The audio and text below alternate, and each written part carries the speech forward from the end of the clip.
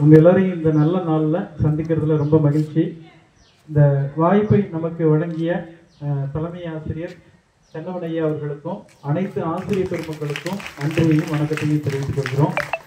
ஆர்வத்தோடு கலந்திருக்கக்கூடிய உங்களுக்கும் நன்றியையும் வணக்கத்தையும் தெரிவித்துக் கொள்கிறோம். வாழ்க்கை வளமுடன். நம்முடைய இந்த நாளைக்கு ஐயா சொன்ன மாதிரி ஜூன் 21 சர்வதேச யோகா தினம் ஐக்கிய நாடுகள் சபையினால அங்கீகரிக்கப்பட்ட ஒரு தினமாக கொண்டாடப்படுகிறது உலகம் முழுவதும். 2014ஆம் ஆண்டு நம்முடைய பாரத பிரதமர் நரேந்திர மோடி அவர்கள் ஐக்கிய நாடுகள் சபையில உலகம் முழுவதும் மருந்துகள்னால ஏற்படக்கூடிய விளைவுகள்னால மக்கள் முழுமையான ஆரோக்கியத்தை நோக்கி போக முடியல, மக்கள் ஆரோக்கியமா வாழ்றதுக்கு ஒரு விழிப்புணர்வு தேவை, அதுக்கு யோகா பயிற்சி முறைகளை மக்கள் அனைவரும் கடைபிடிக்கணும் அப்படின்ற அடிப்படையில் இந்த ஒரு நாள் ஜூன் 21 பார்த்தோம் அப்படின்னா தேர்ந்தெடுத்து சர்வதேச யோகா தினமாக கொண்டாடணும் அப்படின்றத சொல்லியிருக்கிறாங்க.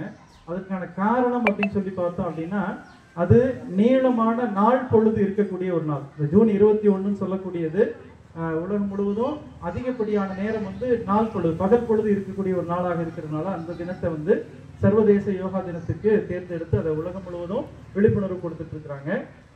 இப்போ நம்ம வீட்டில் இருக்கக்கூடிய பெரியவங்கள்லாம் பார்த்தோம் அப்படின்னா கை வலி கால் வலி இந்த மாதிரி இருக்கிறாங்க இல்லைங்களா, அவங்கள நம்மளால என்ன செய்ய முடியல, நமக்கு சமைச்சு கொடுக்கறது அந்த மாதிரியான வேலைகள்லையும் சிரமப்படுறாங்க, நம்மளால அவங்களுக்கு உதவி செய்யவும் முடியல அப்படிங்கிற ஒரு மனம் குறை நம்மகிட்ட இருக்கு இல்லைங்களா. அந்த குறை இனிமேல் உங்களுக்கு வேண்டாம். இங்க கற்றுக்கொள்ளக்கூடிய பயிற்சியை இன்னைக்கு கற்றுக்கொள்ளக்கூடிய பயிற்சியை நீங்க உங்க வீட்டில் இருக்கக்கூடிய பெரியவங்களுக்கு அவங்க கழுத்து வலின்னு சொன்னாங்கன்னா கழுத்துக்கு பயிற்சி கொடுக்கலாம். இங்க சொல்லி கொடுக்குறத ரொம்ப வலி இருந்துச்சுன்னா செய்ய வேண்டாம், எளிமையா இருந்ததுன்னா நம்ம சொல்லி கொடுக்கலாம். இடுப்பு வலின்னு இருந்து சொன்னாங்கன்னா அதுக்கேற்ற மாதிரி பயிற்சி சொல்லி கொடுப்போம் சரிங்களா. கால் வலி சொன்னாங்கன்னா கால் வலிக்கு ஏற்ற மாதிரி பயிற்சி சொல்லி கொடுப்போம். இந்த ஒரு நாள் இல்லாம அவங்கள தொடர்ந்து செய்ய வைக்கணும் சரிங்களா. அதாவது எல்லா பயிற்சியும் செஞ்சா ரொம்ப சிறப்பு, அதுல குறிப்பிட்ட பயிற்சியை மட்டும் அவங்க தொடர்ந்து செஞ்சாங்கன்னா அவங்களுக்கு இருக்கக்கூடிய பிரச்சனை என்ன பிரச்சனை இருக்கோ அந்த பயிற்சிகள் நம்ம அவங்கள செய்ய வைக்கலாம் சரிங்களா. ஓகே, இதுல இந்த பயிற்சியை செய்யறதுக்கு பார்த்தோம் அப்படின்னா விதிமுறை ரொம்ப கரெக்டா கடைபிடிச்சிருக்கீங்க. கீழே விரிப்பு இருக்கணும் சரிங்களா. இது இந்த ஒரு நிகழ்வுன்றனால இந்த நேரத்துல செய்யறோம். காலை நேரத்துல எழுந்த உடனே செய்யறது ரொம்ப நல்லது, இல்லது சன்செட் அதாவது சூரிய மறைவு நேரத்துல மாலையில செய்யலாம். இது அந்த செய்யறதுக்கான நேரம் இடம் பொறுத்த வரைக்கும் பார்த்தோம் அப்படின்னா நம்ம இப்ப இந்த இடத்துல நிறைய பேர் இருக்கிறதுனால ஓப்பன் ஸ்பேஸ்ல செய்யறோம், திறந்த வெளியில செய்யறோம். வீட்டுல செய்யும் போது ஒரு மறைக்கப்பட்ட பகுதியில தான் செய்யணும், ரூம்குள்ள தான் செய்யணும், மொட்டை மாடியில அந்த மாதிரி செய்யக்கூடாது. அதுக்கான விதிமுறையில சரிங்களா.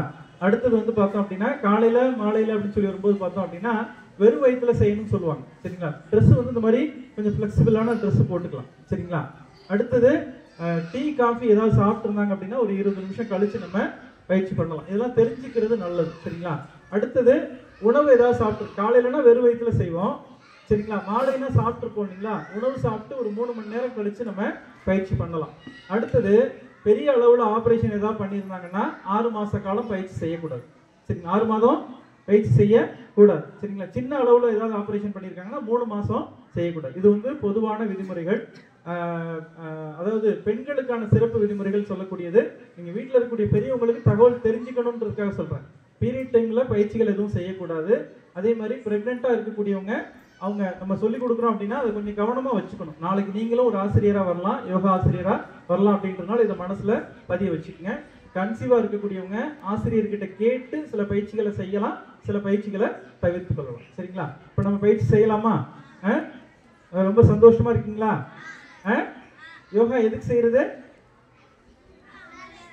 உடல் ஆரோக்கியம் சரிங்களா. அடுத்தது என்னன்னு தெரியுமா? உடல் ஆரோக்கியம், மன மகிழ்ச்சி. இன்னொரு விஷயம், நம்ம மனுஷன்னு சொன்னா உடம்பு உயிர் மனசு 3 சேர்ந்தா மனுஷன் இருக்கும் இல்லைங்களா. இப்போ உடம்பு உயிர் ஒட்டி இருக்கு, அதனாலதான் வந்திருக்கிறோம் சரிங்களா. ஆனா மனசு மட்டும் என்ன செய்யும்னா நம்ம வீட்டுக்கு போயிடும்.